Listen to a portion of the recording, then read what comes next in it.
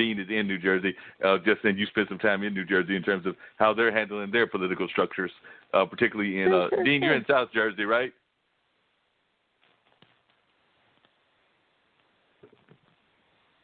Dean, you there with me? Uh-oh. Dean's not listening. Dean got distracted. It's okay. In any case, no, the best way to reach me is I feel like my more public profile is on Twitter, which I'm just at Prof. Benjamin, PROF, and then my last name, Benjamin, BNJAMIN. And then everything I do publicly, like in terms of like, I'll probably post a link to this show right now. But is on my website, AndreaBenjaminPhD.com, under my news section, and you can see all the scholarship and public-facing things that I've done there. I loved living in Jersey, so I did a postdoc at Princeton for a year, and I have really good friends who are from Jersey. My friend's family adopted me and took really good care of me, and so I love Jersey. But the thing I miss most, two things. I miss being so close to both Philly and New York, because I think you can kind of do that in Jersey. I know people in Jersey are like, that's all you think we care about. But also the pizza and the bagels. I feel like pizza and bagels in Jersey are the best, and I do miss those things. So do you have any pizza spots? I think Dean's come back to us. Do you have any pizza spots for you in your neck of the woods? And Dean's also been involved in some degree in the local civic community because he's involved in the is it the NAACP or the Urban League? I always get mixed up, Dean. NAACP. So he's been involved in the NAACP for.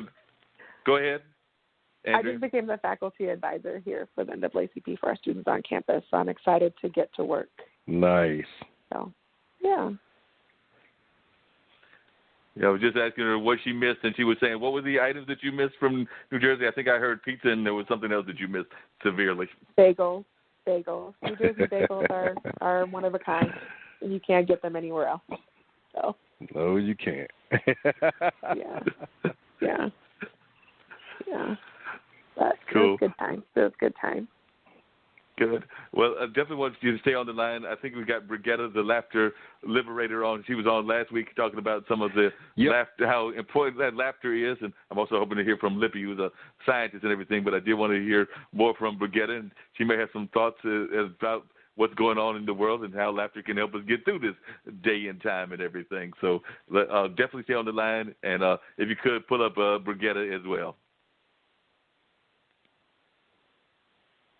All right. Yes, Brigetta, the laughter liberator. Hi. Welcome. How you doing, Brigetta? How are you doing today? I am doing great.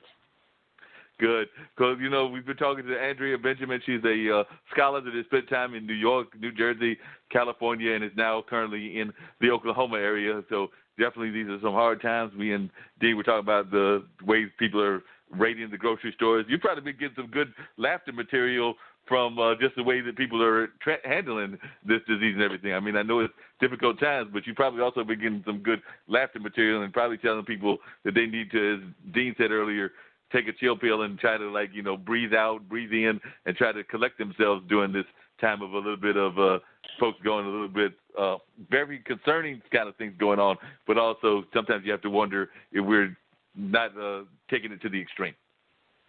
Right. I just actually want people to not take the victim role because we do have a choice in as limited as it might be, and we might as well make the best out of what we need to do and our situation. And so I encourage people to just think of it as a break that they have and what they can do with it.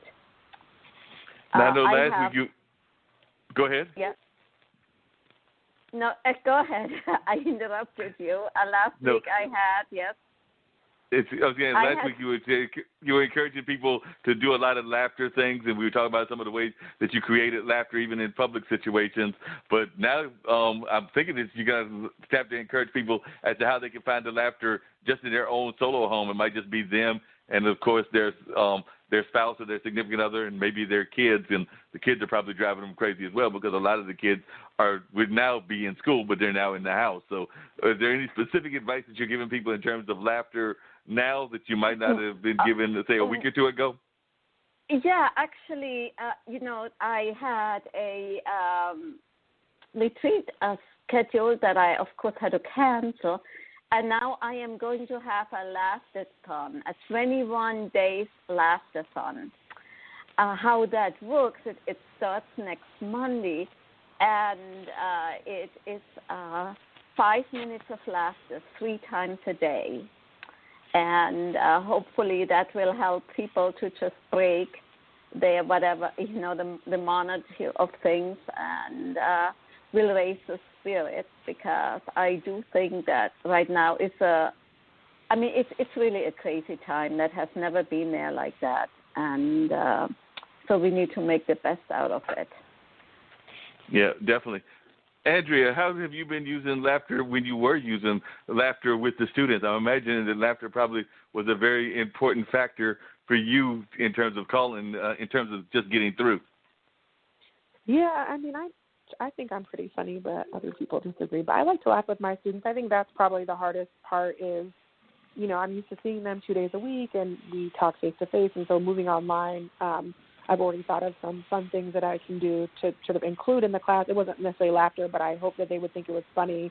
Even, one of the, just having them maybe send me something funny or like a funny picture on their phone and let that count as engagement for the class period. So I'm definitely glad to hear from you, and definitely going to think a little bit more carefully about how to include laughter as we move forward with the online format, because I think it's important. Yeah, it's very important that we try to figure out ways to use laughter and things of that nature, because, like I said, everybody's getting very tense, and things you can even see it among the people. I mean, I know anytime that there's disasters, people automatically have that tense kind of thought going on in their heads and everything. So, I mean, we want to be serious and we want to be able to deal with what's going on, but we've got to find a way to sometimes lighten the mood as well. Yeah, this is just what I mentioned last time, that we should know that when we are laughing, we cannot be stressed. And if we are stressed, then we cannot really think clearly. And that's a lot of our problems. 80% of all our diseases on normal times are stress-related. So how much more, our stress is part of, it's a fact in our lives right now at this time. Yeah, definitely. Because you had some statistics about how much laughter can even help with the flow of the body and these kind of things that are going on now. Because I forget the statistics, but you gave some statistics as to the way that it releases the stress and everything. So I remember you mentioned the endorphins and things of that nature. Right. Actually, if we have a negative thought, which I'm sure we have a lot of them right now, it depresses the immune system for 7 minutes. 1 minute depresses the immune system for 7 minutes. 1 minute of laughter improves our immune system, boosts our immune system for 1 hour. Therefore, it's a no-brainer to think positively. Yep, definitely. And to put put our positive thoughts out there. Right. Yep. Definitely stay on the line. I've actually, because I had asked, I believe this might be Lippy. I'll take this one, Dean, to call in and everything. But 617, I believe that's coming up now. Is that you, Lippy? Yes, this is Dr. Lippy Roy. How are you doing, Dr. Lippy Roy? It's Mark on the line. How are you doing today? I'm good. How are you doing? I'm doing good. We've actually got a couple of callers from different parts of the country and everything. I've got Andrea Benjamin, who is a scholar that spent some time here in the Durham area, has also spent time in New Jersey, California, and around the country, as well as Brigitta, the laughter liberator, because she's talking about how laughter, even in this time, can help us in these stressful times. But as I heard you talk on Tree's show, there's certain things that we definitely need to be cautious of and aware of at this time. As I mentioned earlier, I heard people saying that we've gone from folks saying 200 at one point to 100 to 50, and now apparently they're suggesting context of 10 people or more. And I mentioned earlier a comment that you made, and I was wondering if you could clarify that comment. But I was talking to Dean earlier, and we were talking about a comment that you made on one of Shree's shows, which is the mixed message that we're getting from the federal administration, whereas one people and how it's playing out to the different states. So I use the example of how one state may be telling people go outside, enjoy the outside, keep your distance, social distance, and then things of that nature. And I know both you and Neil said that might not even be the best. The way we're defining these terms might not be the best. And then another state might be like, keep yourself locked up in your house. So, and that's being kind of a mixed message that we're getting from the federal level. And I was just wondering if you could talk a little bit about what that comment was and what you meant by that.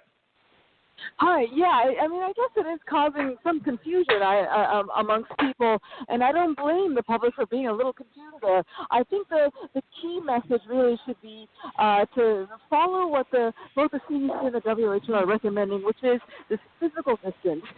Again, I think the term social distance is a little misleading too, because it's really a physical distance of at least 6 feet at least from people. And so that's why I think, it actually is okay to maybe go for a run, go outside, go for a walk, go for a bike ride, take your dog for a walk, but just don't, as long as you're consistent with keeping that physical distance, I think that's what the key point to make.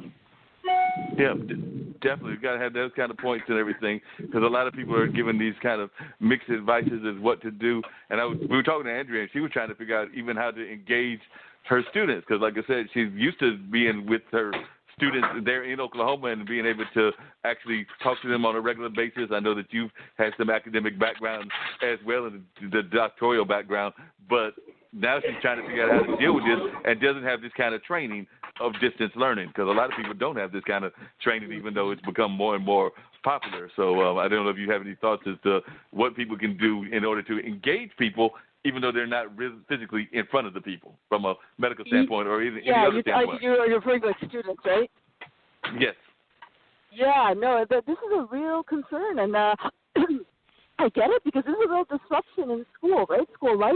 But there's actually a lot of different types of online learning tools, teaching tools. Again, I'm not really in that school education world, but I will say that there's a lot of like Khan Academy is one great example where they really have a lot of online lessons, tutorials. There's a lot of options out there in terms of incorporating and maximizing technology. So I just don't know the specifics, but I'm sure they're out there. People look online and just look to your own school leadership. And if they don't know, then this is an example where talk to see what other states are doing. Because I guarantee this is a time where we should be communicating with other people, other states, see what they're doing, getting ideas. Yep. Now, one of the things that Dean mentioned is that he's wondering, because a lot of people are going, and you mentioned earlier when somebody talked about the hand washing and the need to hand washing, and some people might think of it as being obsessive compulsive. And even Dean earlier in the show was wondering if this message that we're getting is getting people to carry things a little bit to the extreme and everything. So what is your mind, and you've been a doctor both here at Duke, where you did some of your initial studying, as well as up there in New York and in Rikers Island and a variety of places that you've had the fortune of working at and everything. But what solid advice are you telling people to do? Should we literally wipe down our oven like on a regular basis? Should we wash our hands 3 or 4 times a day? I mean, Dean did mention that, there's certain things that we should have been doing all along, like, after you use the bathroom, wash your hands. But it might just be showing the bad habits that have already existed among the American people that we now are finding out that we need to do a better job of in the first place. But from a doctoral standpoint, as a medical standpoint, what should we do on a regular basis? I mean, I earlier commented, I mentioned this street on the show and everything. My house is not exactly the cleanest. I know I need to make it a little bit cleaner and a little bit more antiseptic, but on a regular basis, what should we be doing in order to avoid the virus? And how serious in your mind is this? The key message here is to really just be regular and be consistent. There's no magic number for people in terms of how many times they should be washing. The key is, if you touch something, if you touch someone, if you touch your face, well, I mean, we all seem to touch our faces very, very frequently. But if you're touching things, like if you're going outside and on the subway, try to carry hand sanitizer with you. But and when you're at home, again, you don't need to be constantly washing your hands unless you're touching things that could potentially be contaminated or touching other people, or if you're